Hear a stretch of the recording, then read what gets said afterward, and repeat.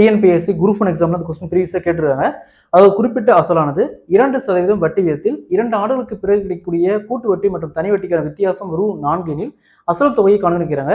So இந்த model some கேட்டாங்களா எப்படி குயிக்காக சால்வ் பண்ணுறது போகலாம். அதற்கு முன்னாடி நம்ம சேனலை சப்ஸ்கிரைப் பண்ணாதீங்க, சப்ஸ்கிரைப் பண்ணி நம்ம சேனலை ஃபாலோ பண்ணிக்க. கொஸ்டின்ல ஒரு குறிப்பிட்ட அசலானது 2% வட்டி விகிதத்தில் 2 ஆண்டுகளுக்கு பிறகு கிடைக்கக்கூடிய கூட்டு வட்டி மற்றும் தனி வட்டிக்கான வித்தியாசம் ரூ. 4 எனில் அசல் தொகையை காண்கிறாங்க. ஸோ இந்த மாடல் சம் கேட்டாங்களா ஃபர்ஸ்ட் கொடுத்துருக்கிற இந்த வித்தியாசம் எடுத்துக்காங்க ₹4. ஸோ 4 இன்ட்டு வட்டியோட 2%, 2% எழுதுவோம், 2/100க்கு 100 எழுதுவோம். இது அப்படியே ரிவேர்ஸில் 100/2 இன்ட்டு 100/2. ஸோ 2 வருஷம் சொன்னதுனால 2 ரைட் பண்ணிக்கோங்க.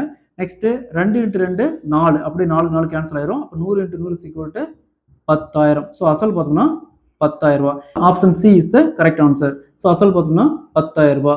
இதே கொஸ்டின்ல அசல் கொடுத்துட்டு வட்டி கொடுத்துட்டு காலம் கொடுத்துட்டு கூட்டு வட்டி மற்றும் தனி வட்டிக்கான வித்தியாசம் கேட்டாங்களா ஃபர்ஸ்ட் என்ன பண்ணணும், அசல் எடுத்துக்கணும். அசல் எவ்வளோ 10,000. அசல் 10,000 இன்ட்டு வட்டி 2%, 2% எழுதுவோம், 2/100 எழுதுவோம். டைரக்டா 2/100 இன்ட்டு 2/100. ஸோ 2 வருஷம் இருந்தாலும் அப்படியே 2 டைம் ரைட் பண்ணிக்கோங்க. ஸோ பாருங்க இங்கே 4 ஜீரோ இருக்குது, 4 ஜீரோ அப்படியே கேன்சல் ஆயிரும். 2 இன்ட்டு 2 ஈக்குவல் டு ₹4. ஸோ பாருங்க வித்தியாசம் ₹4 வருது.